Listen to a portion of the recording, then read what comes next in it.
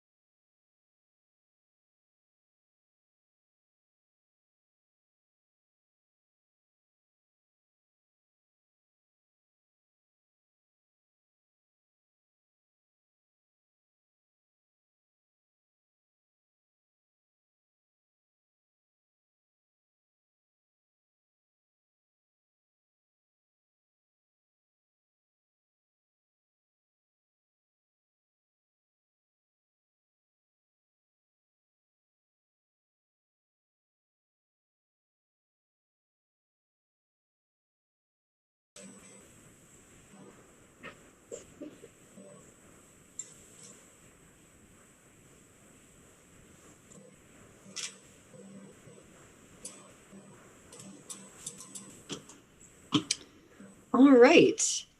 It is 6:04 p.m. on Monday, January 4th. I will call to order the Winooski City Council. Please join us in the Pledge of Allegiance led by Deputy Mayor Hal Colston. I pledge allegiance to the flag of the United States of America and to the republic for which it stands, one nation under God, indivisible, with liberty and justice for all. Thank you. You're welcome. Next is agenda review. Any questions, concerns about the order of the agenda? It's a relatively short one, unlike last time. Moving on to public comment. Paul, did anyone sign up in advance for public comment? We have no signups for public comment as of this evening. Okay. For those who are with us live, if you wish to make a comment about anything that is not included in the agenda, you could do so now. If you are here for an item that's on the agenda, please wait for that time. So if anyone does have a public comment, you can use the chat or raise hand in Zoom to indicate that.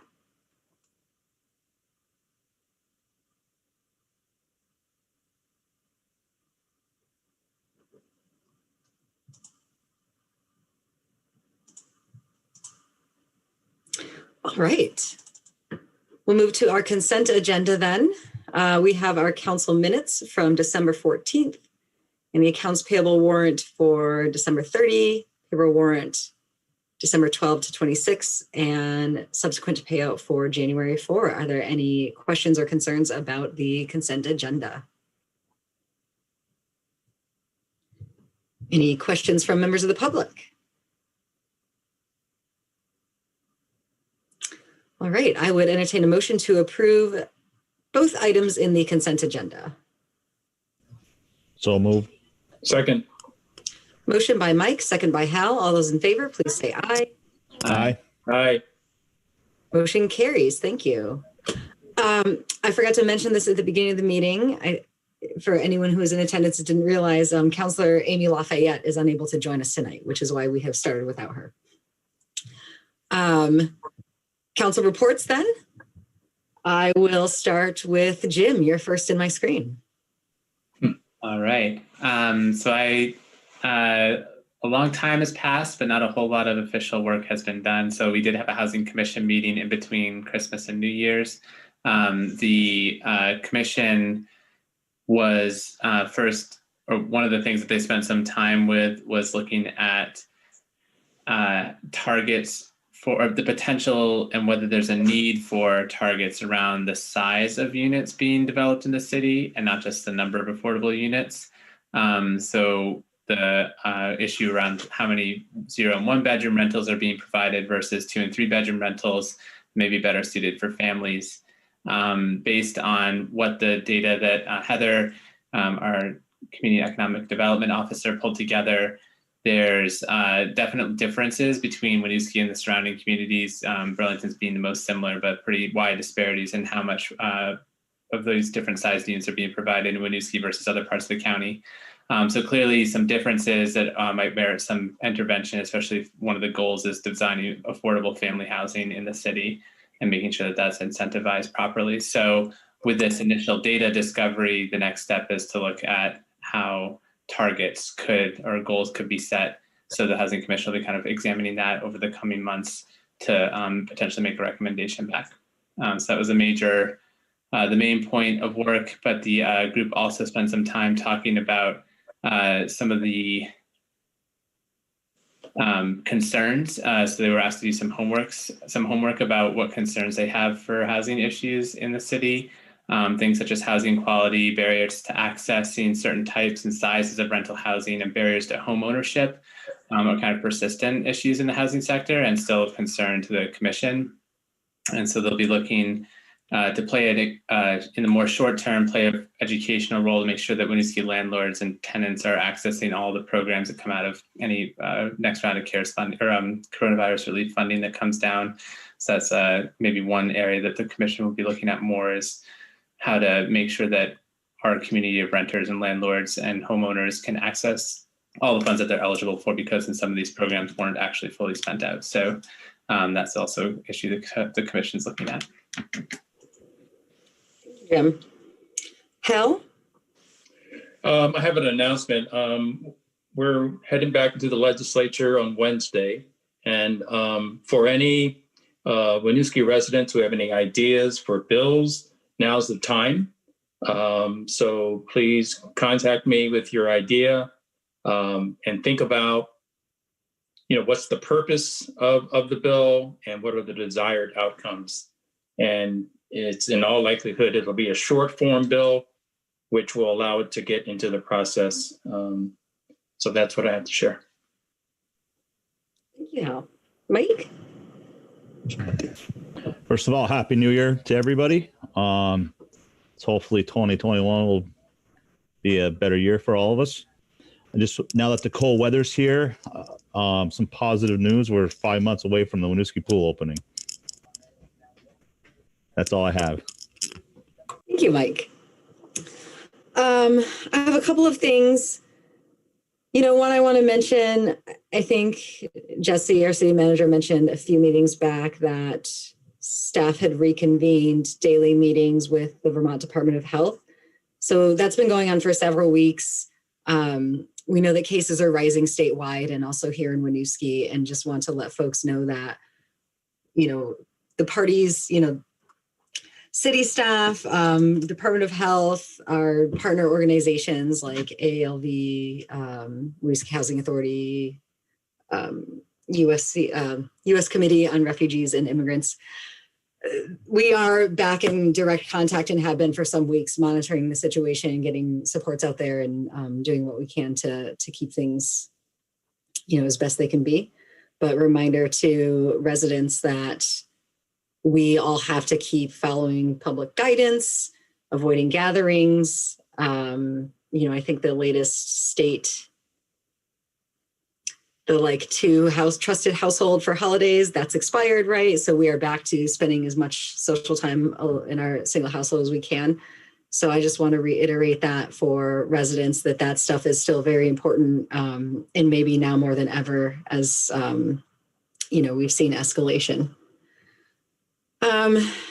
So those meetings did continue over the course of the holidays and will continue on as long as needed.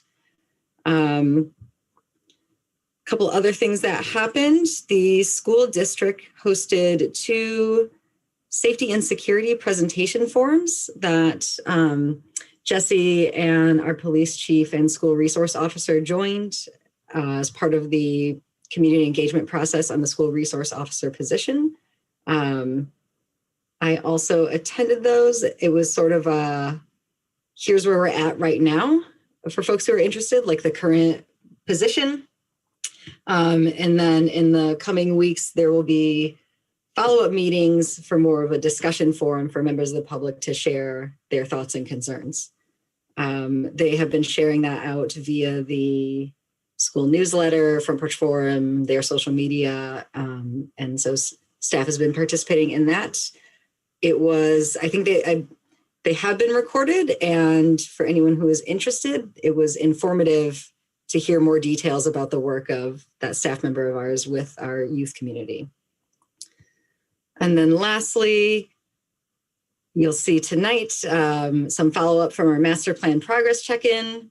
I, in addition to that, worked on some next steps coming out of our impact fee discussion, which we will see at a coming meeting. So with that, I will move it to Jesse for city updates. Thanks. Just a couple more things to share with the mayor's updates. We will be issuing a statement later in the week about our COVID outbreak, so more details for the public then. And I also want to thank Chief Audie on the call for his work with Our Lady of Providence.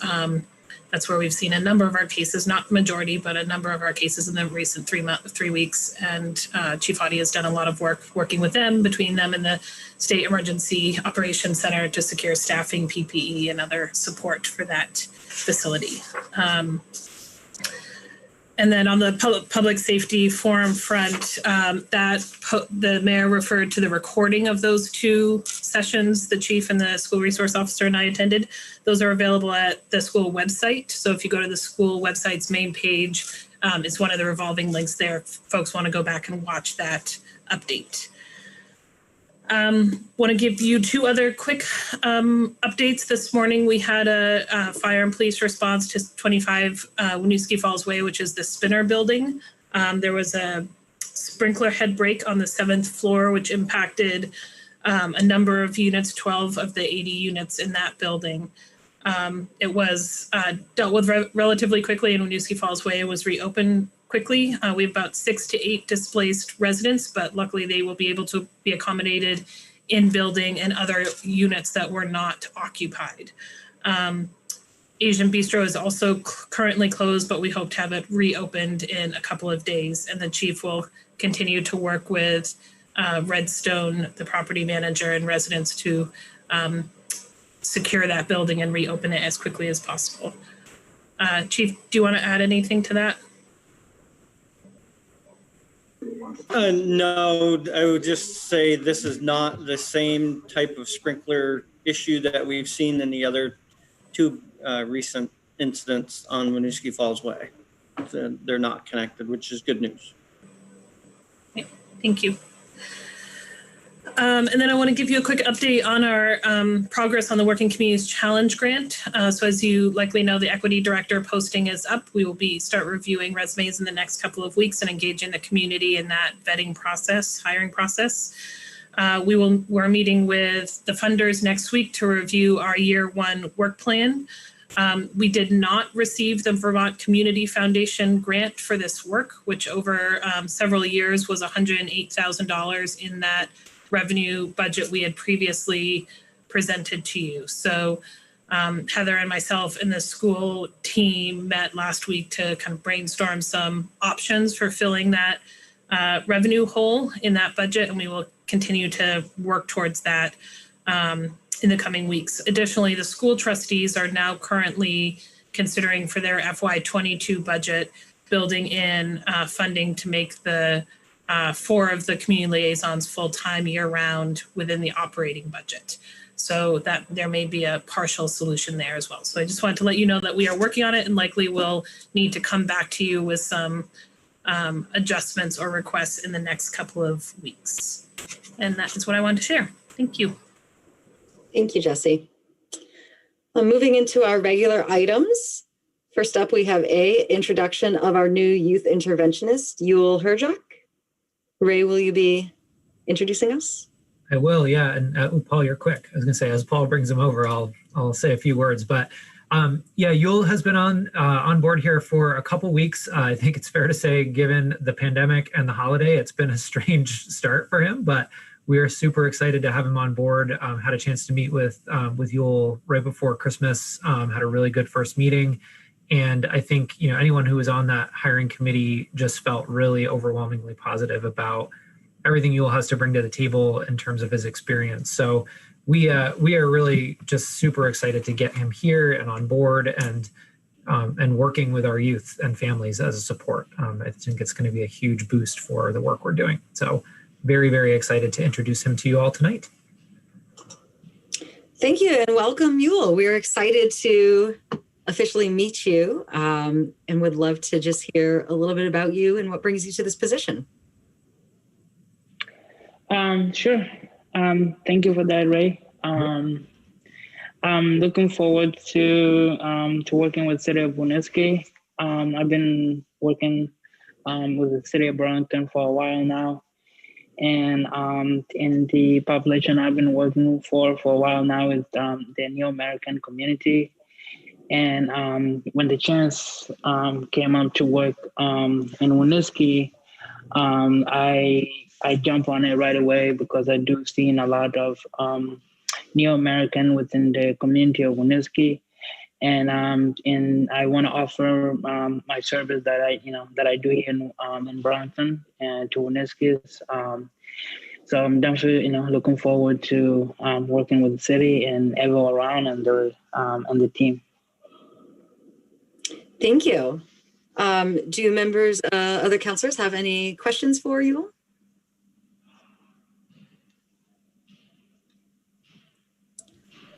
I'll just say welcome to Winooski. Thank you. Ditto.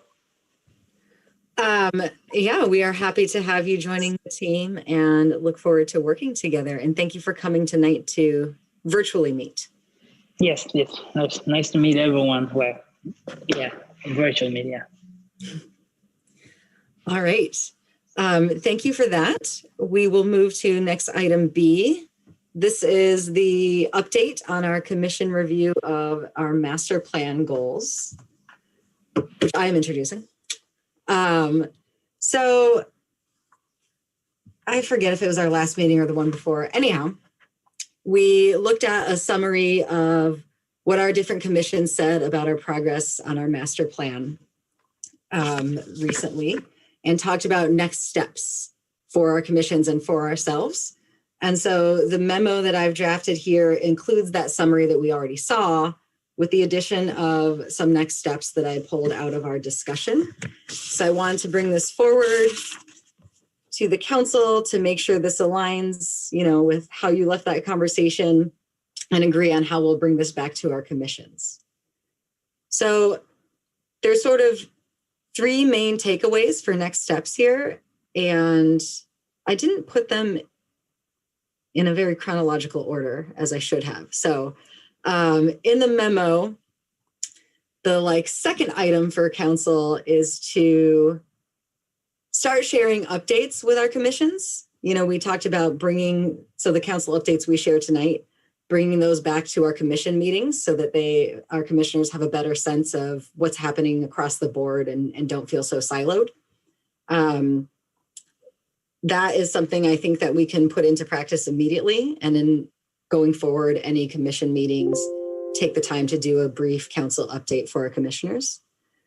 Also make that commitment that if commission feedback comes up in these meetings, that we take note of that discussion and make sure that we circle back to them and say, hey, here's what happened with your input so that they know, what comes of the work that they're doing. I think the next sort of chronological issue is we had this discussion about our focus on equity, building more equity, and supporting our commissions to bring that to the work that they're doing. So I set sort of a timeline in here that we will have a discussion about what that means, what specifically do we want to do? Is there a specific approach to training we want to take? That we'll start that discussion after we wrap up our budgeting. So in March, probably. And then third is this idea of council and staff liaisons, clarifying for commissions where they have kind of primary ownership versus playing a more supportive role, where they might collaborate with other commissions.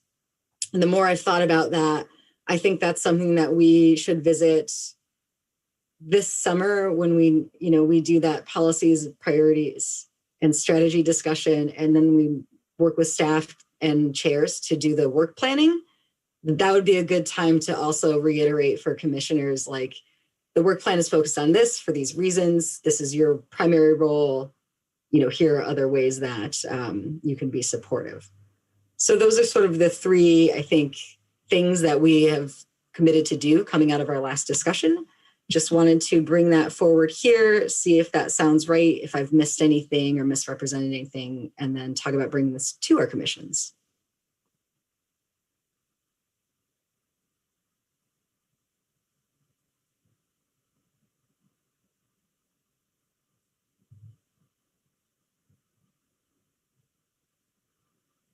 Jim.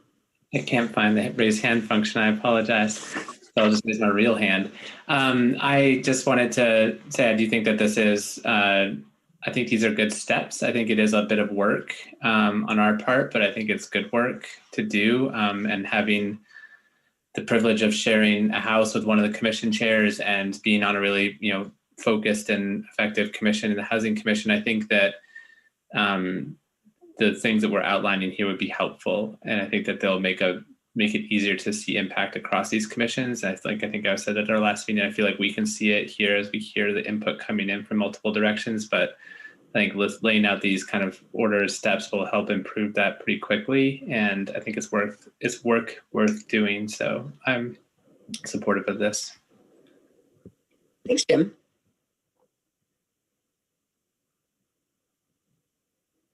Hal or Mike, any other thoughts or questions or? The only other thought I had was the meetings I have attended for the MIC. We barely have enough time to usually go over our agenda. So I'd be worried about us counselors taking time, like a city update type of thing. I think if the update protocol should be, if it has anything to do with the commission that we're on. I don't think we need to have an update of what we just went through on our meeting. I'd be afraid that if you get in the weeds a little bit, you're taking time from a subject that we should be spending more time on talking about in the commission. So I don't know how that would work, if we'd have to try to limit the time, or you know what I mean? Because usually the meetings I've attended have been an hour and a half, and they're pretty strict on that. Not strict, but that's the layout that the commission wants to follow. It's either an hour and a half or 2 hours. I can't remember. I do attend some commission meetings that have trouble ending on time. Yeah.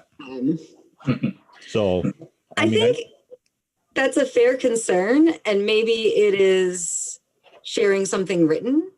So, work with staff liaison, like put in the commissioner's packet something for them to read, 5 minutes of their free time to read, maybe. That's a good idea. Yeah, they could ask them. I think I like the layout. I think it's going to be kind of a work in progress as well. It's certainly somewhere to start with, and then see if it can mutate or adapt. I have 3 commission meetings this month. I would be happy to, the first one is next week. I would be happy to just share with you all, whatever the format, like just how that goes, and maybe some tips on how to make it,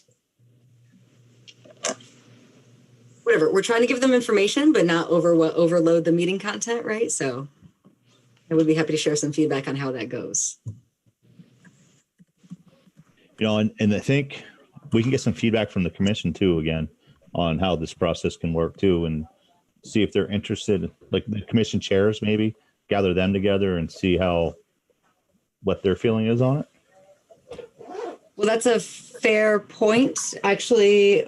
So as part of this discussion, I wanted to talk about sharing this memo out with our commissioners, and that these are the next steps we came up with. Does it sound right to them? And get feedback there. And to take that a step further, I wonder how the new equity director, may have influence over what we're thinking right now on paper, have some input about what would be some other ways to, accomplish what we're trying to accomplish. So just wonder. So I will make a note of that when that person is hired, that this is something that we might bring their input into.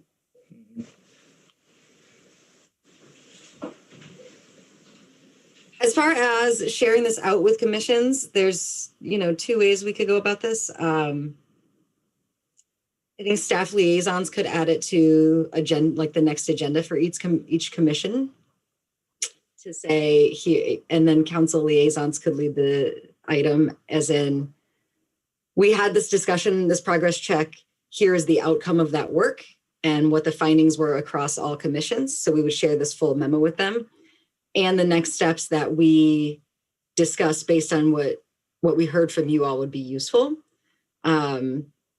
And then we can collect the information, like whatever feedback they have. If you as council liaisons want to share that with me, I can aggregate it and see if there's any takeaways there. Alternatively, I could just email this out to all commissioners. That also works, and see if there's any feedback. I sort of like the approach of it happening in a meeting with the council liaison as, closing the loop on the previous discussion, but I'm open to either or other ideas.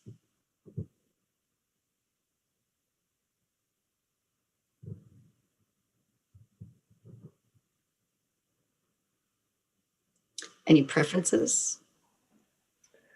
I think as a first, so I kind of prefaced this thing coming to the Housing Commission. I did it fairly quickly. So I think having a revisit to say, like, this is what I mentioned last time. And so this is what it actually looks like now that it's approved and how it will work going forward. And that could be part of our first update. Like, I see that kind of linking in well. And along that line of thinking about what an update looks like, I think what I'll be trying to do over the next month is be tracking any items that specifically connect to the housing concerns or issues and be like, maybe highlighting those more than like every single approval or discussion item that we have. Like, those are important to note as well. But like, what I would flag is like, this came out of the Planning Commission recently and is going to this step next. And you might want to know about that. So I think, this is a good topic for discussion in our next meeting where we're starting to debut this process. And I think that could be helpful to have a brief, like, this is what these words mean, or what I think this means as a council liaison, as a staff liaison. Mike? Yeah, that's a good point, Jim. Maybe with the staff liaisons, we have, perhaps the commission's next meeting spends a little time on this process.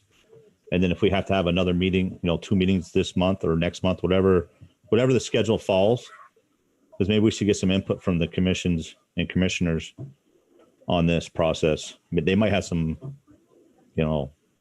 some ideas that they want to implement into this or add. So I think that's a good idea. Maybe that should be something we should do.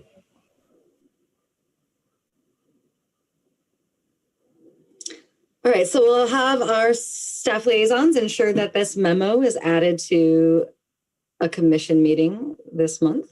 And council liaisons should take the lead in talking through, here's what came out of our progress check. These are the next steps we want to implement. Do they sound good to you? What is your feedback?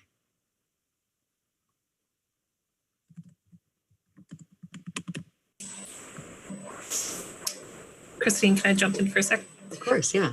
So I think I speak on behalf of the staff when we say thank you very much for doing this work and for taking a really active role in kind of framing the policy questions and the policy connections for the commissions.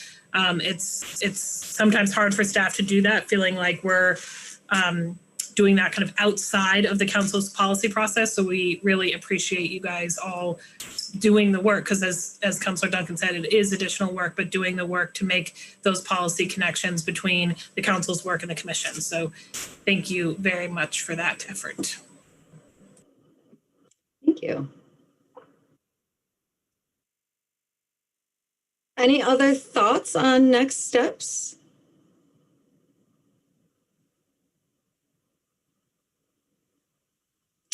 All right. I will also take ownership of I will make sure that we have this future discussion on equity training and supports. And when we get further out this year into like policy priorities and work plans for commissions, making sure that we resurface this issue where they had questions about their primary role versus supportive. So I will own those items. Any questions from members of the public on this topic?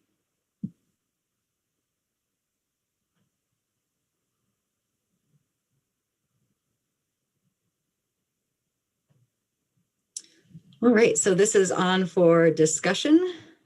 I think we have our next steps settled. We can move on to item C, which is our FY22 budget presentation for community services with Ray Coffey. Right, I'm going to try to share my screen here. Bear with me for a moment. All right, can you see that? All right.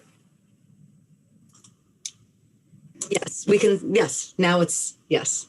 Okay. Good. I was able to successfully hide the copious number of icons on my desktop, unlike last year when I outed myself as a desktop hoarder. So this is good. All right.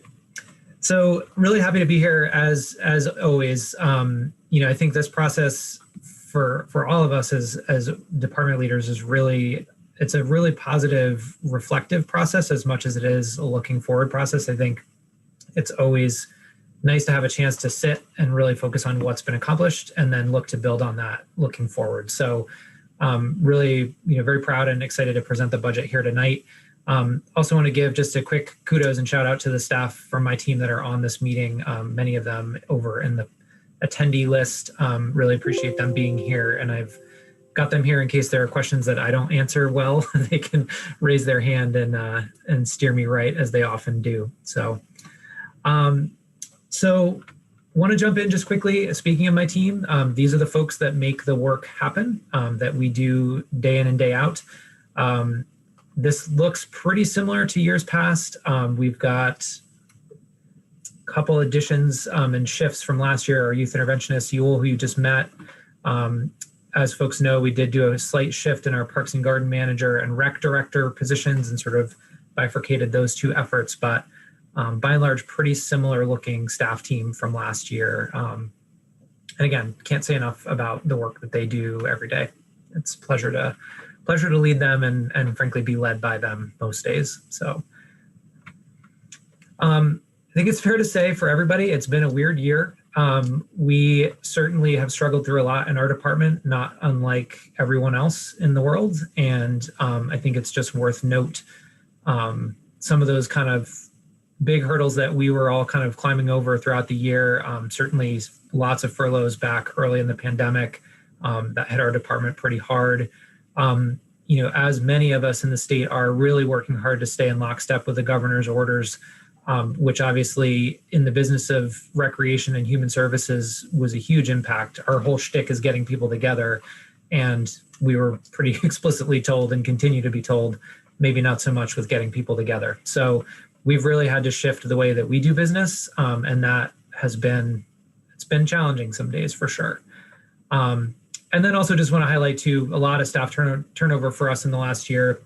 Some pretty significant departures for us. Amanda Perry, our library director, Margaret Bass, our youth interventionist, and certainly Olivia Miller, who, was only here for 2 years, was a really big part of our team as the Vista. So lots of staff expertise and talent that sort of headed out the door over the last year.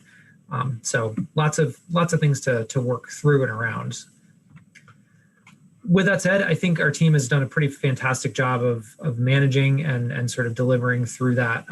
I'll start with Barb in the senior center. She really very quickly shifted along with Olivia and now Molly into a real focus on meals distribution. So we have more than doubled our pre-COVID volumes for Meals on Wheels on a weekly basis. And then the addition of the More Than a Meal program has another 100 meals a week going out the door to seniors. Say nothing of the weekly phone calls that she and her crew are making to local seniors to kind of help check in and make sure folks are doing all right. So lots of good work happening through the senior center still. Thrive, Kate, I know is on here as well. They were really, in my mind, in a lot of ways, the canary in the coal mine as it relates to, getting youth programs started again. They were the first youth program in Winooski to get stood up. And I think both the city and the school learned a lot from their first couple weeks. The team has just continued to adapt and adjust and be fantastic and provide really critical service to residents throughout the pandemic. So really proud of that effort. The library, certainly, as I mentioned, Amanda's departure was a big deal for us. We are super excited to have Nate filling those big shoes. He's done a fantastic job so far. And Donna and Josh also just kind of holding things down throughout that big transition. Really excited to be where we are right now. I was happy to see on Front Porch Forum this morning a nice kudos from one of our residents about the in-person services that just started back up.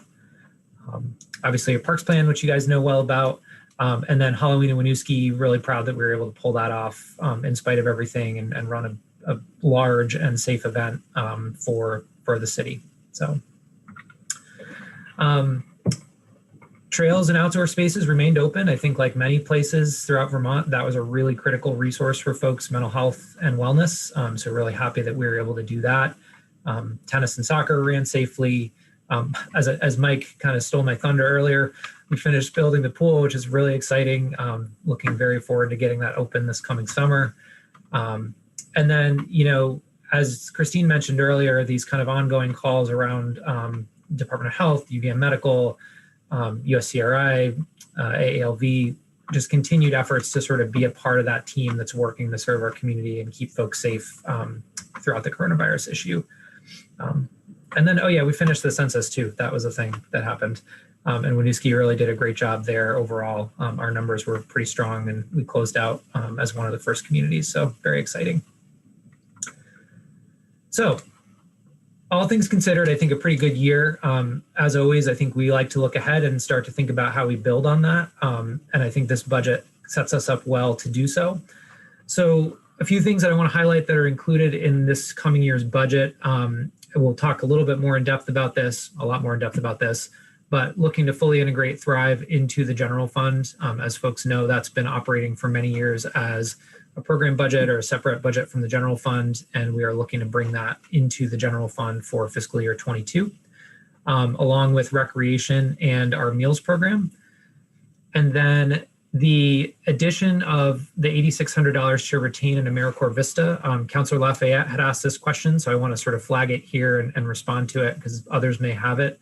The program that we get our Vistas through, Vermont Youth Tomorrow, which is based down in Montpelier, had a lot of savings this year in their program budget because they did not host their monthly in-person trainings. And so they were able to offer scholarships to host sites like the City of Winooski for AmeriCorps Vista members for the current year, for fiscal year 21. So even though we were only budgeted to have one Vista this year, we ended up getting two Vistas for less than the price of one for the current year because they had those extra dollars and were able to scholarship that resource. So this ad basically is a retention of Kate Nicoletti's position, which is a recreation-based youth programs position, into fiscal year 22. We're not sure if that scholarship will continue to be available, but we wanted to budget conservatively and be safe and kind of put that out as a consideration for council in the event that those scholarship dollars don't carry into fiscal year 22. My guess is that, if things turn around here with pandemic, those scholarship dollars will not be available after 22. So I think it's us trying to plan ahead and retain a pretty high value position. And Ray, if I can just jump in, our interpretation from the council's goal setting session was to continue providing the level of service we had previously been providing. Since we had previously filled those two positions, but had done so with less money, we were trying to maintain those very, very valuable humans on our team to continue to provide this same level of service. Yep. Thank you, Jessica.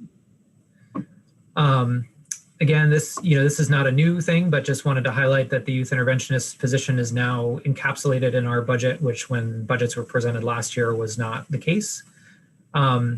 And then just on the program fund side with the senior center, we did take a pretty conservative approach when building that budget, just not knowing at the time that we put it together kind of what the future would look like for our senior population, given their vulnerability to COVID. So we tried to really be thoughtful about not overinflating projections there in terms of large group gatherings and getting folks back together in big groups. So you'll see that that budget is scaled down quite a bit. So any high level questions before we kind of dive into some more of the details? Ray, I have a question about the recreation program budget debt. Yes. Yeah, can you just elaborate more on that item, please? Yeah, sure.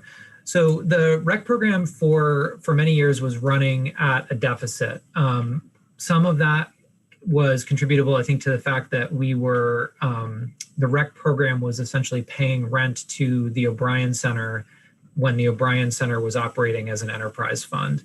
And so we were not ever able to get that rec budget to perform in such a way that it could offset the cost of that rent. So, and Angela, I know, is on here and can correct me if I'm wrong, but I think we did the math on it, and you know, the impact of that rent over the years that it was being charged ended up being about, I think, about $30,000 of that $34,000 deficit.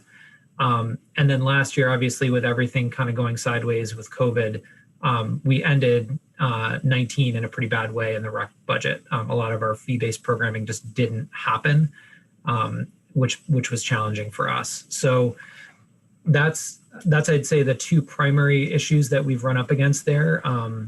And you know, certainly getting fee-based programming to perform well in the past has been a challenge for us. I feel much more confident moving forward that we're going to be in a good position to do that. I think Jenny already has implemented some great changes for us, and we've got some pretty exciting things coming up here soon in 21. So so that's, I don't know if that is a helpful answer there. Yeah, that answers. Thank you, Ray. Yep. And then if I can foreshadow one other thing there. So the bullet there, maybe this is stealing later thunder, Ray, sorry. One of the reasons you heard me talk about in the overall budget presentation about the move of Thrive into the general fund is to try and preserve the reserves in the community services fund that were specifically raised for the library and the senior center. So with that existing deficit in recreation and the projected deficit in Thrive, we will quickly use those other dollars that were meant for the library and senior center to cover these deficits. So if a recommendation to the council's prerogative, what you do with reserves ultimately would be to use existing general fund balance to repay that deficit in order to keep those dollars whole in the senior center and the Thrive and the library reserves. But that will be a future action for you to consider. We're not asking you to do that tonight. Thank you, Jesse. Any other questions before moving on? Okay. So these are the numbers here, and sorry, I'm going to have to move my Zoom so I can see the whole spreadsheet. But you know, certainly the lion's share of this large growth between 21 and 22 is attributable to the Thrive budget coming in. Rec, as it turns out, did not, all the rec staff were already nested in the general fund, so that didn't represent a significant add to our general fund ask for the department. Those staff increases were sort of the natural growth of increases for staff and costs of benefits, and then the addition of those Thrive staff members, which had previously been in a program budget. So I don't know if there are specific questions people have or numbers here that jumped off the page that need sort of an explanation, but you know, again, I think most of that growth can be attributed to the incorporation of those two program budgets, Rec and Thrive. Ray, does that also apply to the professional services and contracts, or is that for the pool? Nope, no. So the professional services and contracts does include the pool. The growth there's about 11,000 that came in from Rec, which has offsetting revenue. There was the 8,600 for the Vista, which I believe is captured in a contract line. And then within Thrive, there were various sort of contractual and professional service elements, training, Thrive's contribution to the website. So sort of a few other like $1,000, $2,000, $3,000 items that all sort of added up to that net growth of about, I think it's about 30,000 or 23,000. Okay, thank you. Yep. And just a reminder, if people are looking for the line item budgets and you have your budget book, it's on page 30, 46 and 47 and 48 of your line item budget books. Right. So as mentioned, Thrive, I think, is really the big change for us here this year. Again, these are things you all have heard and know of, but, recent pressures and challenges that have come along with Thrive, I think certainly as a team making the commitment to invest in becoming a licensed, regulated 3-star program, that's been a good thing. It's come with some additional cost. The positive thing there is that things net out to the good overall. So Christine had asked that question, and I will get you the more detailed numbers, Christine, because we're still working through those with Angela and Jesse. But I think long story short is that we're netting positive because of our STARS accreditation. We're not spending more to have that accreditation than we're bringing in. It's not large money, but I think it's really helpful, and it also is really, I think, a strong sign to the community that we're committed to program quality here. And I think a lot of the changes that we've made over time have really helped with improving the quality of that program. So not something I think that we should think about kind of walking back at this point. And as Kate and I looked through stuff, earlier today, I think a lot of the investment to get to that 3rd star really came in the first year that we became a STAR accredited program. There's a pretty heavy lift to kind of get over that first hump. And then from there, there's a lot of maintenance over time. So it becomes less onerous year over year. So I think a lot of that money and sort of investment has already been done in past years when Kirsty was here. Certainly I think this is a conversation happening broadly at the state level, but reimbursement rates for subsidy continue to fall pretty far below actual operating costs, and that's not unique to Thrive. That's industry-wide been a challenge. There's been drops in enrollment. Certainly this year that's been exacerbated by COVID, but over time we've seen in summer especially some loss of enrollment, and we've got, unfortunately Kate had came in, her first summer was this past year. We had a great game plan for Thrive Summer, and then there was a lockdown. So I think we've got some good ideas for how to turn the curve there, but it's been something that's been an issue for us. And then, especially throughout the pandemic, we've seen an increase in the number of families asking for scholarship support, in particular our partial subsidy families. So folks who may not qualify for full subsidy from the state and therefore have a copay to kind of cover the difference between what comes in from the state and what the base fee for the program is. So we've seen certainly an uptick in those asks over the last couple months. Whether those stay past COVID, I don't know, but I think we're sort of bracing for that being a bit of a new reality for us with those partial subsidy families. And then just a couple, things moving forward that we're looking at, and we'll dive into a few of these more in depth, but certainly when allowable, starting to look at increasing enrollment, especially during the summer. I think that's something we really need to prioritize. And again, I think had a good plan last year and look forward to sort of running that back in this coming summer. Rethinking the way we do summer and being more thoughtful about how we integrate with our rec department and where it makes sense to run a licensed camp versus a fee-based camp, and how we make sure that we've got a really good offering for the broad community that is also being run cost effectively for the city. Certainly looking at the expanded use of outside funds, which we'll touch on in a minute. Again, on rec camp or vacation camps, no different, really looking at our recreation partnership and how we can do a better job there. Really, I'm very excited about the work that's happening already this year, but just trying to figure out ways to connect with families early and often. So I think our library program is a great example of that. I know there's been some play groups happening. Kate's done a good job of sort of getting those stood back up. trying to partner with Howard Center. I know there's a movement or a yoga class for littles right now that's happening with the Winooski Family Center. So just really trying to get connected to families early so that they know about the services we have available. And when their kid does hit kindergarten, Thrive isn't this like big new scary thing. It's something they've been sort of thinking about and excited for over a number of years.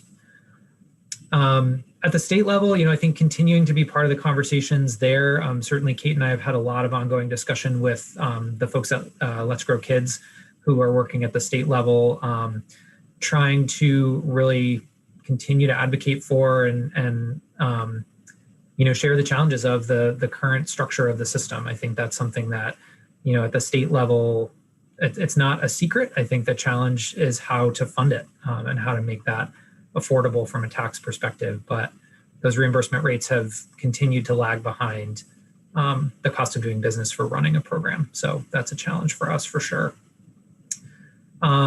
You'll see this also looking at fee increases over the next few years. We're really trying to turn that knob slowly because we've found that when we don't, there's a pretty significant impact in enrollment. But that's something we know we need to continue to do to stay viable. And then as we discuss, in more depth in a minute here, further subsidization from the city for Thrive as that moves hopefully into the general fund. So I'm going to pause there before we get into more numbers and just see if there are any questions or things that people were curious about.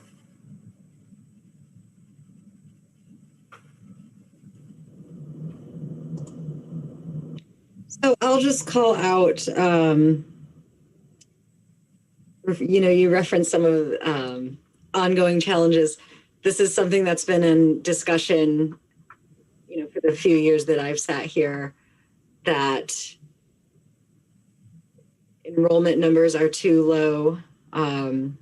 We need high enrollment to be more cost effective, which is also an interesting challenge given that we hear that, there's not enough access to childcare.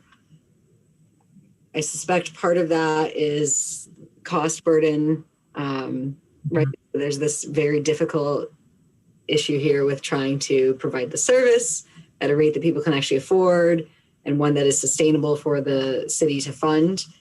And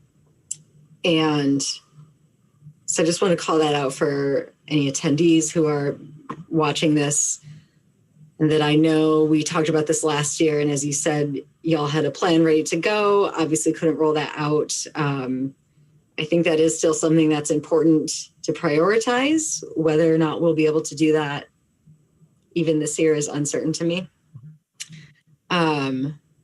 So I just wanted to say that we know we've had these ongoing challenges, and that I'm, at least for me personally, and I think what I've heard here from council is that we're willing to see this play out for a little while longer, because this is an important service to our community. Yeah. And I think it's a great point, Christine. And I think, one thing I want to highlight too, with Kate on the line here, is her work over the last couple months connecting with subsidy eligible families. I think that, as a smaller community and given the sort of broader landscape of fee-based camps, there's a lot of services for fee-paying families in the summer months in particular, that in some cases are more specialized, more, soccer camp or sailing camp or things of that nature. And I think for families that are looking for really that purely childcare option that's got an enriching element to it, Thrive is a great fit. So I think that the work she's done over the last few months with some of the school liaisons in particular to get families that are subsidy eligible, need that service, and may not have known about its existence, has been really great. So we've seen a number of new families actually coming on board during the pandemic, which is sort of interesting. Our total numbers haven't grown, but we've seen a lot of new families coming in the door over the last few months, which is really an encouraging sign. So I think continuing that effort of really boots on the ground, working with partners, trying to really connect the resource with the families that most need it is going to be a good strategy for us moving into the future.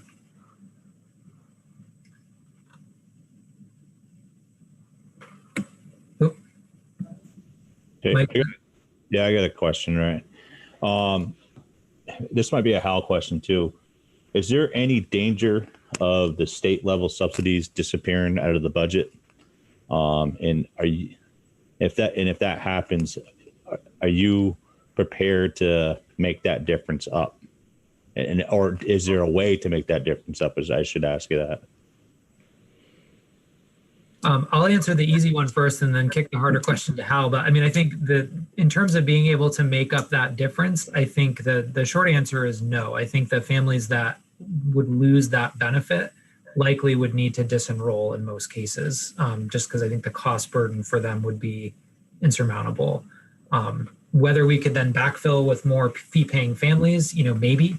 But I do think we have about a 50-50 mix right now of fee-paying and subsidy-eligible families. And so it's hard for me to imagine that gap would be able to be filled with fee-paying families. And frankly, I think that isn't exclusively the population that needs the service, right? Like I think a lot of the families who do qualify for that benefit are really the families that most need the service. So I think there's a question of mission there too on some level. And then Hal, I don't know at the state level how you would. Yeah, it's out of my committee's jurisdiction of GovOps, but I just think there's a growing sense and awareness because of Let's Grow Kids that we need to have more focus on this issue of supporting a sustainable childcare system. So I think the will is there, but who knows what's gonna go down with the challenges of COVID that we're still going to face. But I know that's becoming a more and more hot issue and priority. And the reason I brought it up is because I've heard, got to balance the budget and things are to come up short. And I'm just wondering if that's one of the things that may come up short this year. That's just a question that I don't know who can answer that. But yeah, it should be on the radar for sure. I mean, I would say, Mike, I haven't heard that bandied about as a potential chopping block item, but I'm certainly not in those halls and in those conversations. So I think take that for what it's worth, which probably frankly isn't very much. But I think to Hal's point, there has been a real effort at the state level to make some movement around childcare support. And it's hard for me to imagine walking that back at the yeah. Well, I hope not, because like communities such as ours, there's a huge need for it. So thank you. Mm-hmm. Jim, did you have a hand up? Yeah, I did. Thanks. I guess I just want to kind of echo on that I think this really is the big solution, the one that will actually work in the long term, is going to require the state as a partner. And so I'm glad that you're continuing to connect with the state, and I hope that we as council can support what you need in staff, what the staff needs to make that advocacy work. So if there are ways that council can express the need that we have here. I mean, we know that after school programs work, they provide protective factors for kids, they make it for safer environments for kids, they can help close achievement gaps. And all of the 3 years of increases needed to bring Thrive into the general budget result in a modest increase. And it's an increase that we all will have to pay. And so I am curious to see, I'm hoping we can look at some options that can shift some of the burden onto fee-paying families a little bit, if there's a way to help accelerate that coverage, because I think that there is capacity in some of our fee-paying families to make sure that we then are protecting the program as a whole and making it sustainable. So I hear you on the concern about dinging enrollment by trying to increase fees too fast. So if there's any creative workaround, like voluntary paying the true cost fee scales or anything like we've seen with some of these other programs, allow you to pay at different levels depending on your self-assessment of what you need or what you can afford, I think that can help too.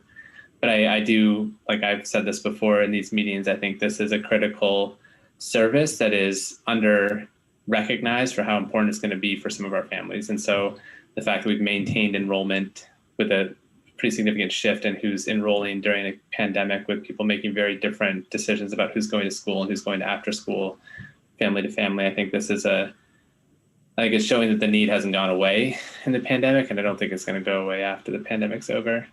So I know this is a big lift, and I'm sensitive to the impact, but I think that down the line, what we're giving to our kids in this community at the end of their time in Thrive is pretty important to consider. So I appreciate the consideration from council, and I appreciate the work that you've done to try and make this happen for another year.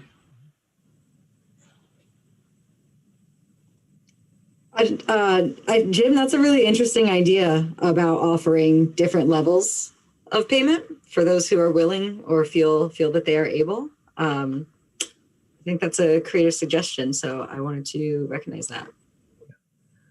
And just to foreshadow, we will, as per usual, come back to council at a future point to set fees for the coming year. And I think that's certainly some we can kind of factor that into our thinking as we look at that fee model. Whether this will be the year that we incorporate something like that, I can't say, but I think it's definitely an approach we could explore. One bit of context I will share is Amy had asked, Councilor Lafayette had asked about sort of how our price point stacks up with neighboring communities, just to sort of get a sense of like, are we way lowballing things here? Are we, charging too much? In terms of after school, our current base rate is set at $84 per week. The average we saw we looked at Essex, South Burlington, Colchester, and Burlington, sort of the most adjacent communities. They range from $78 in one community all the way up to $90 in another. So I think both our current rate and then the proposed rate, which we'll talk about in a minute, kind of fall in line with those neighboring communities and kind of keep us in a competitive space. And then summer-wise, similarly, that ranged a little bit more, but our ask for this coming year would be $160 for the week. And those ranged from, I think the lowest I saw was $165 maybe, and the highest was like $220 from, again, kind of school and rec-based programs in neighboring communities. So I think we're in a ballpark.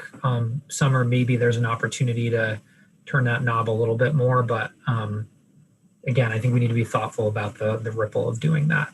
There's a financial piece, but there's also then the enrollment piece we need to consider.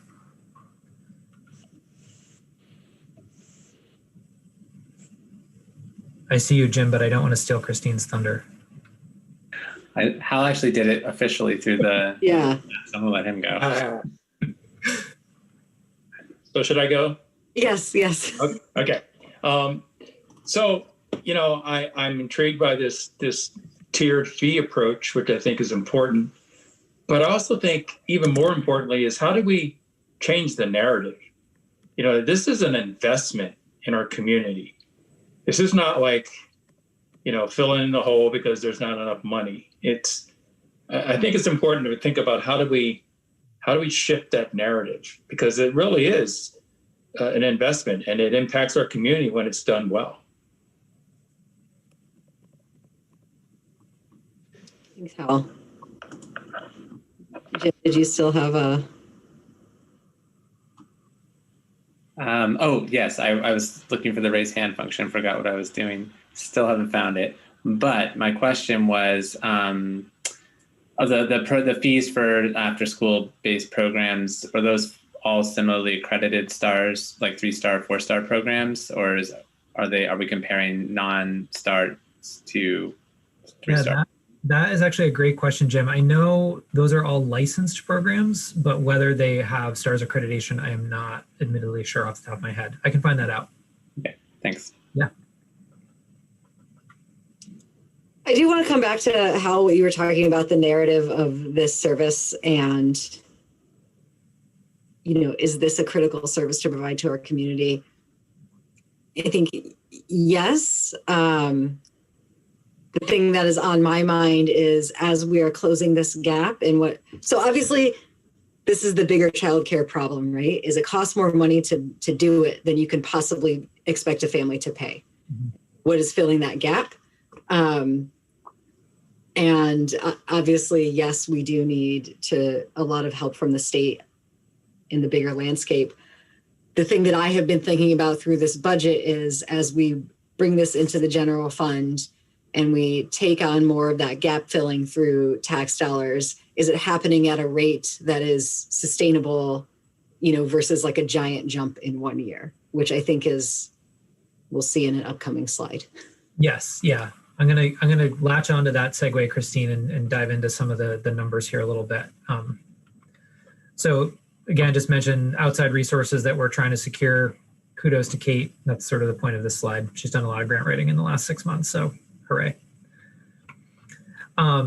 So we also mentioned the rate increases. So this is, again, this is not something to be voted on tonight, but if the budget kind of moves through, this is something we'd likely come back with in a resolution for council to sort of set fees for the coming year.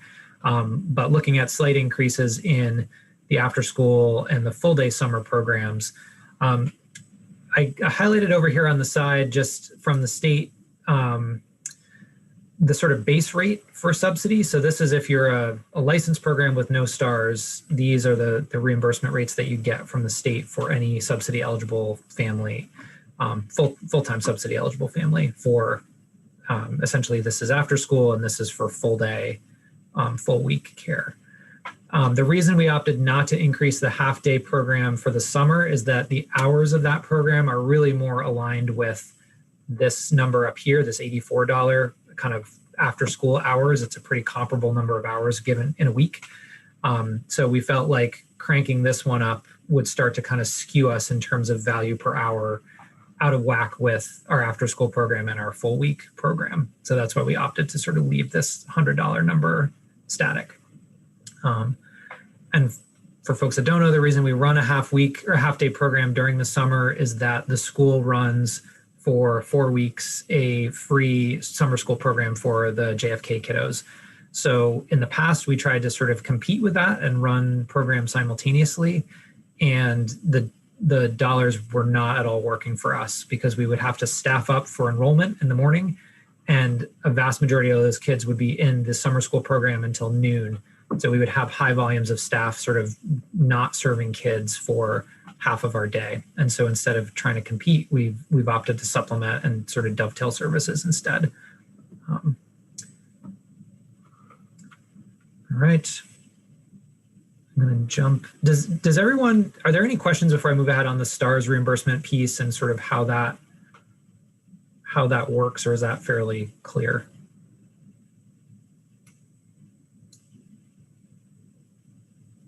Okay.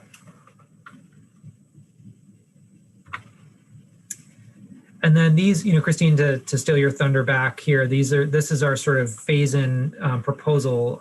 Again, we felt like we didn't want to just drop a big gap on council in 1 year and instead wanted to work to try to phase this in over time. So up here, what you'll see is, with current projections holding, how we will end fiscal year 21 in terms of the balance or the reserves for Thrive.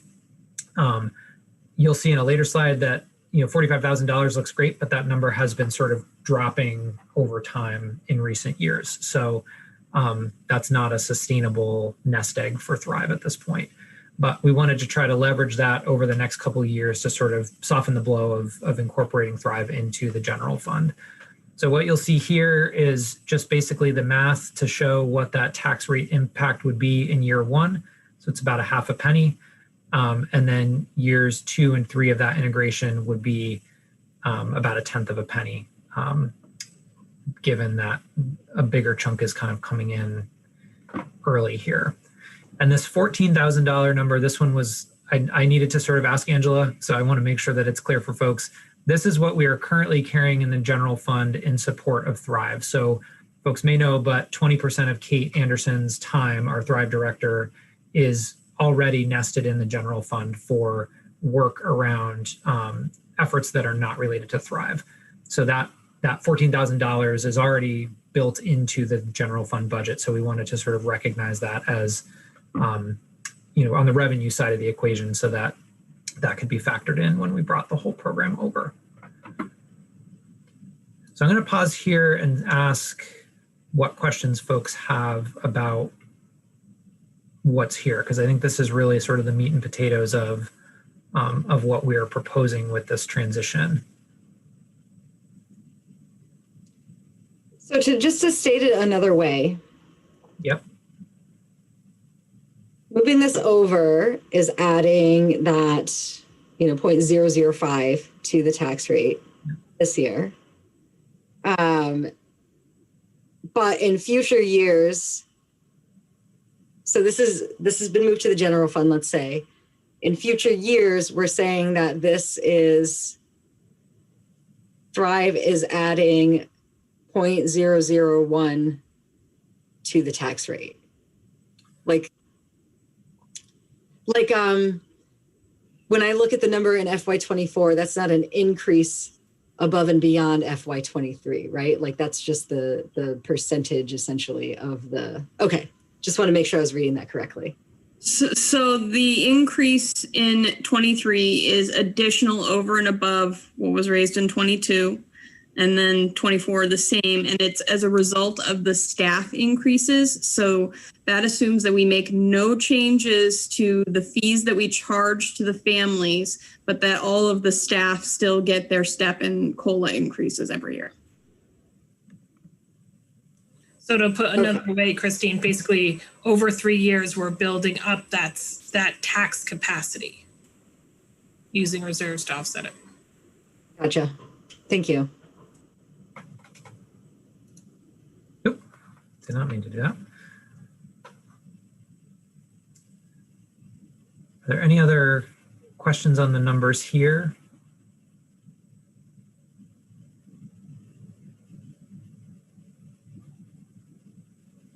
That's just a quick clarifying question. Maybe this is mostly for Angela. So the total increase over the total cost of this transition is going to be a penny on the tax rate, or roughly 1.02 cents.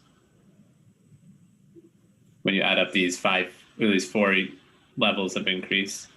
So the total increase, if we weren't factoring in using any reserves, would be 0.006 or 0.007. And annually, every year, we will have some sort of additional increase for staff increases.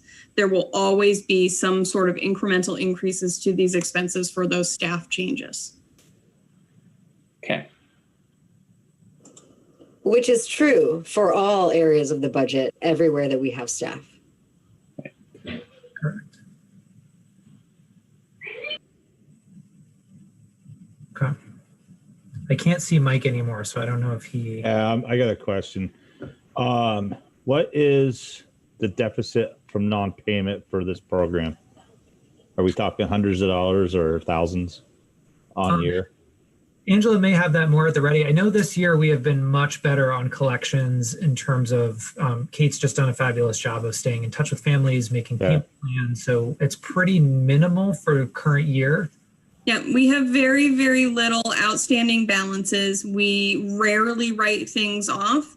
When a family does have an outstanding balance that they have not paid, it does stay in their account in our civic program, and they are unable to register for other programs until they've reached out to the city to make arrangements to have those things paid. And we do have some people who are on payment plans for past due balances. We don't have a lot of arrearage at this point. It's very small. It's less than 10,000. I think it's actually closer to the $3,000 range. So minimal impact then on this. Okay, thank you. I think another sort of along those lines thing to bring up that I think is different about Thrive than other childcare settings where young people currently are during COVID is that we don't ask families to pay when they are not in program, meaning when the school goes remote and Thrive then closes, we're giving credits back to the families and not charging them for those weeks. Whereas if you're in some kind of private other supported program, often families are being asked to pay to essentially hold the spot. And we are not doing that for families. Okay. Now, does the subsidy still kick in too if that happens? There's some limited opportunities to get billing through subsidy for program closure days, vacation days, if kids are out sick, but it's a set number per year that you can bill per child. Okay. So there is some backstop there from the state, but it's not like a private program like Jesse said, where folks have to pay out of pocket to hold their spot.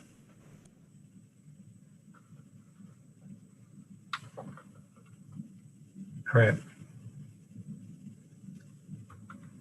And then this was a question that had come up early of sort of, what if the city didn't sort of step in here through the general fund to help support this program, what would that impact look like for our families? Based on our calculations here, and definitely many thanks to Jesse and Angela for kind of helping vet this, roughly 35%, I think, is the minimal increase that you would see year over year for a family if there weren't subsidy or sort of support from the city through the general fund. So pretty significant jump in price that, again, I think it creates this vicious cycle where I think you'd start to price some families out, and then you'd have more costs for less families to bear.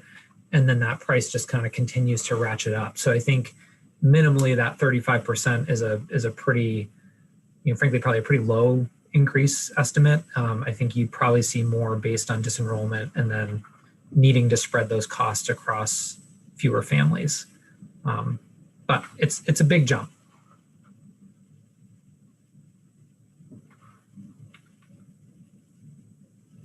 All right. Actually, before we move on from Thrive, any questions, thoughts?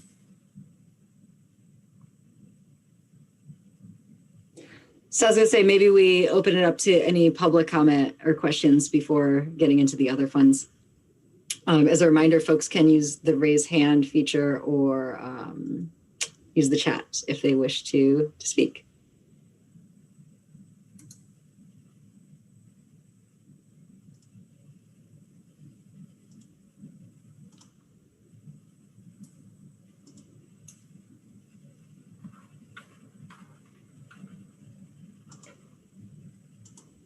All right, back to you, Ray. All right.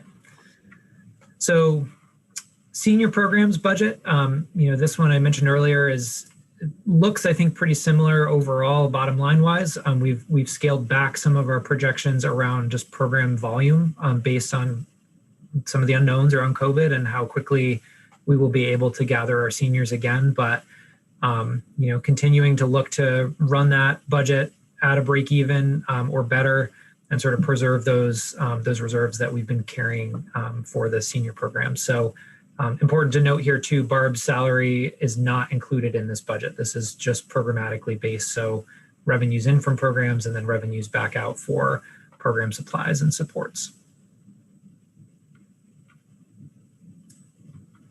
And then community gardens, very similarly. So no staff covered here and pretty straightforward budget. Again, this is a program that's performed pretty well for us over time. So looking to, more or less break even over time, sort of build up some nest egg and then invest that in improvements in the program over time. So I think not too much excitement here, but I didn't know if there are any questions on either one of those two budgets. I'll just share that I recall during the surveys for the Parks and Open Space Plan work with the consultant that community gardens got a lot of love. It seems like it's a very successful program that is really well utilized and enjoyed by community members. Yeah, definitely so. And very excited to have the Landry Garden back online this year and certainly to have Gwynnie at the helm moving into the season here. We've already, just this morning, we're talking about getting registration open in January. So thanks, spring. Hey, I got a quick question. With the pool, did the gardens expand their area? Wasn't there talks about that? Nope. So the footprints for both the gardens and the pool remain the same. We were able to expand at Landry Garden because there was a large tree that was removed that used to be through a lot of shade. And so we may be able to add some plots now in a spot in the garden that we weren't before, but the footprint has stayed the same. Okay. Thank you. Yep. All right. And then I mentioned this earlier, this is just sort of a graphic here to show the tracking of reserves over time for the department. or for the various program funds within the department. So again, up top here is that rec budget deficit that we discussed earlier on that would need to be, essentially offset by some of these programs that are covering or carrying positive balances. The Thrive reserves are here. And then again, if the budget carries as presented, that slight deficit or slight reduction here in fiscal year 22 would continue into years 23 and 24 until that program budget is phased out. But this would, as Jesse mentioned earlier, allow us to preserve for the senior center, their budget surplus here and the library as well, those designated funds.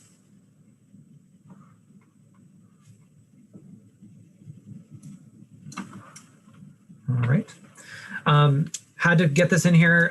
Very excited about the Myers Pool. Certainly looking ahead, this is going to be a huge deal for us, but wanted to just highlight it here moving forward. So hoping June 5th will be opening day. Season pass sales should be getting started this month. We're working on some logistics with our rec software to try to make that work a little more smoothly for customers. Hiring starting in March, and then have a full slate of programs announced in the spring. Super excited to have community room rentals starting this spring as well.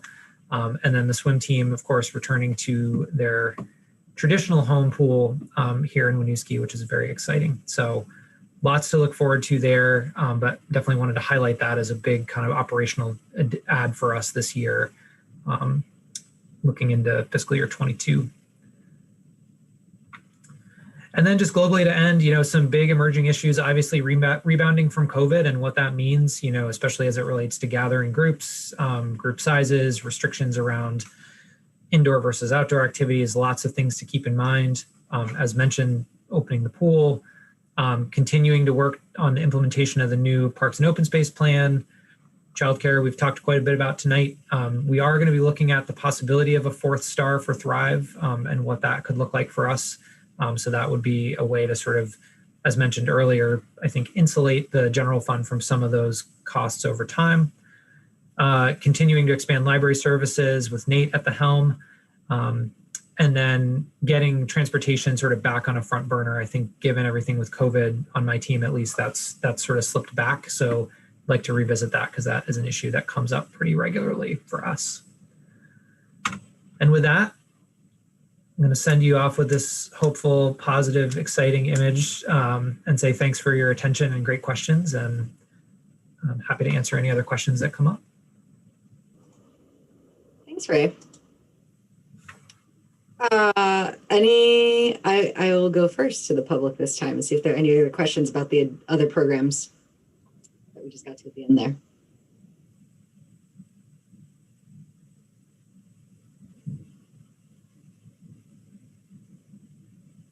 All right, well, if anything comes up, again, chat or raise hands. Any additional questions from council?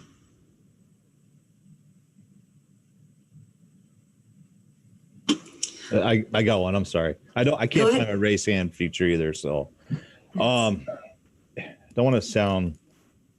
I want to try to stay positive. It's a new year, but this COVID mess has me really worried about your budget, because what's going to happen if we can't assemble in gatherings? I mean, right now we can't even have other households in our house, but we have a lot riding on, like, especially the pool and the outdoor things. We have a lot riding on hiring people, training people, sales. Is there a plan B you have if this, say the budget passes, what's going to happen to this money that's sectioned out for certain things? I mean, once bingo comes back to the senior center, that's not in the budget right now. Or what happens if the pool can't open, for example? Yep. I think, it's certainly, I agree. I've been trying to stay on a more positive note too. I think it's thinking that we are doing, I think, hopefully you all have seen, and Angela and Alex have seen, our treasurer as well. Like, we've really tried to have very scalable budgets so that when things went sideways, as quickly as we could, we were able to respond and reduce staffing costs subsequently, reduce programming costs accordingly. So I think on some hand, this budget has been built, as it is every year, frankly, to be fairly scalable. If we're not seeing the volume or the interest, we can adjust some of those costs accordingly. The pool, I think, is a great example where if we find ourselves in a position of really needing to limit group sizes, then I think we will have to make some adjustments to the expense side of that budget and think about what that looks like. So it's definitely something we are very much aware of and in tune with. I don't think there's going to be a way, honestly, for us to be 100% insulated from that risk in the budget as presented. I think it's a valid concern, certainly one we're going to keep an eye on, but I also think too, we've really tried hard to pivot and be creative. I look at the library as an example where we still can't get groups together, but we've done a lot of work over the last 3 months to get the library open and accessible for folks in new, different ways. Looking at virtual programming through the rec department, I think is another example where I think all of us, frankly, may be a little sick of staring at screens, but there's ways to use that to build community and get people together and provide services that are of value and that I think people would be willing to participate in. So it's a good question, Mike. I'm curious, especially sorry, Jesse, trying to hire people in March if we're still at, where we are now, and try to, say it comes June and we have to sub out the lifeguards. And are we going to have room in the budget if we have to add some money to that instead of hiring directly? Just because, say, the governor in April or June or May says, okay, we're back to normal, we can function. But I'm curious on how this is all going to pan out for community services. Yeah, I think, I don't know how to say it better than Ray said. I think I'm going to be very optimistic and lean into vaccines and lean into the opportunity of, by June or July or August, hopefully enough of us will be protected that we can gather in smaller groups outside in a pool, blah, blah, blah. I think we will be watching that carefully between now and March to figure out how many lifeguards we contract for, what level of staffing we put into the pool. I also do feel the need to say that, to Ray's point, and I bring this up not to say that we are planning this moving forward or have any inkling about it, but Ray's team, you'll hear from the treasurer and from the auditors in a couple of weeks about how we ended FY20, and we ended FY20 in the black. And a significant part of that was huge positive financial management that Angela did, was also people making the really hard sacrifices and being furloughed. And that hit Ray's department much harder than it hit any other department in the city.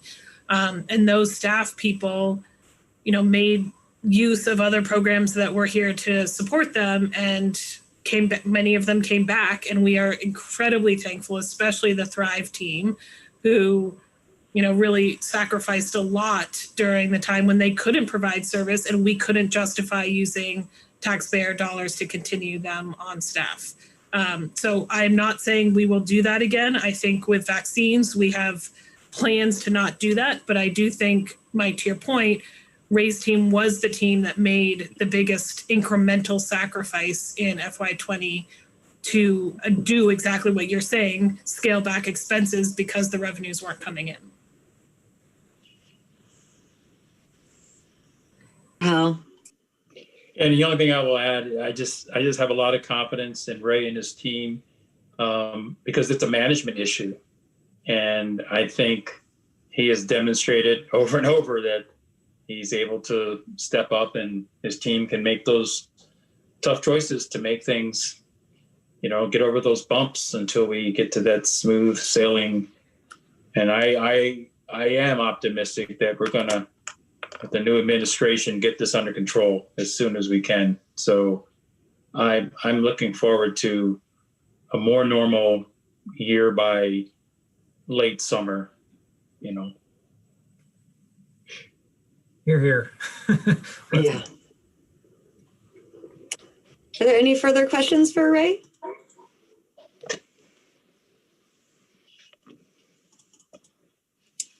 All right, well, thank you again.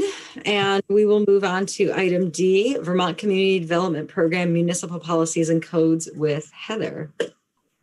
Hi, all. Just to remind you, you gave permission for staff to apply for a Vermont Community Development Program implementation grant quite some time ago. And as part of that process, one of the conditions for awarding those grants is that we adopt a standard form of Vermont Community Development Program municipal policies and codes, which was included in your council packet. We have been recommended for award of $450,000 of that grant. So I bring this forward to you for your adoption in order to meet those award conditions. The policies contained in the document align with the policies that we as a city have in place. And in many cases, we have a much higher standard in our policy contained in our policies. So for example, equal employment opportunity, drug-free workplace, and whistleblower protections is pretty standard content that you're seeing in their policy. And I believe that the policies provided here are really to ensure that there's a minimum standard in place. And in most cases, we have a higher standard in place.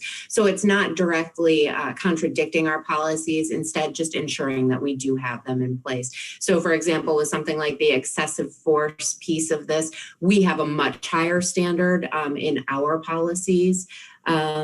And then there are also some policies included here, which are the ethics of the grant administration, which don't correlate with any policies that we have in place. So I recommend that we adopt this so that we can accept $450,000 in support of the Abenaki Garage. Thank you, Heather. Are there any questions from council?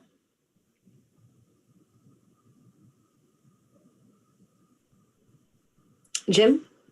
So I'm reading, or I'm hearing that there aren't going to be any policies that are more restrictive or higher levels of standards in these than what we currently have. Or are there any that are more restrictive or that go further than what we already have? The only one that I would say potentially does that is the fair housing standards. I think it aligns with what we are trying to do for housing, but we don't necessarily have those standards in place. And since we aren't using the funding for housing, I think that it's just kind of standard policy that they're putting in place because these funds are they're HUD funds that are primarily used for housing. But I think it aligns with where we're going overall with housing. We just don't have those policies in place. But so in adopting these, we would be in some ways setting a floor for future considerations around like our housing trust fund disbursement criteria or anything like that. These would come into play for that as well. Yeah, and these are aligned with Vermont statutes for fair housing. So it's not that they're out of alignment with what we're already held to by the state. Great, thanks.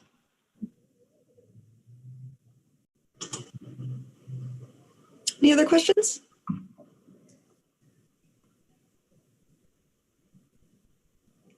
Any questions from members of the public? Again, you can use raise hand or just click in the chat if you want to ask a question.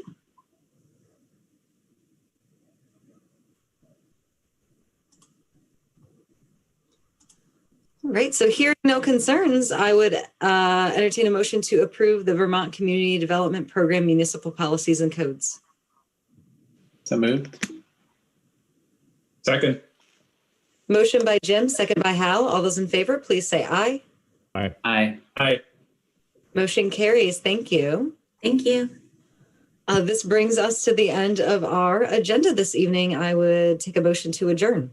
So moved. Second. Motion by Mike, second by Jim. All those in favor, please say aye. Aye. Aye. Aye.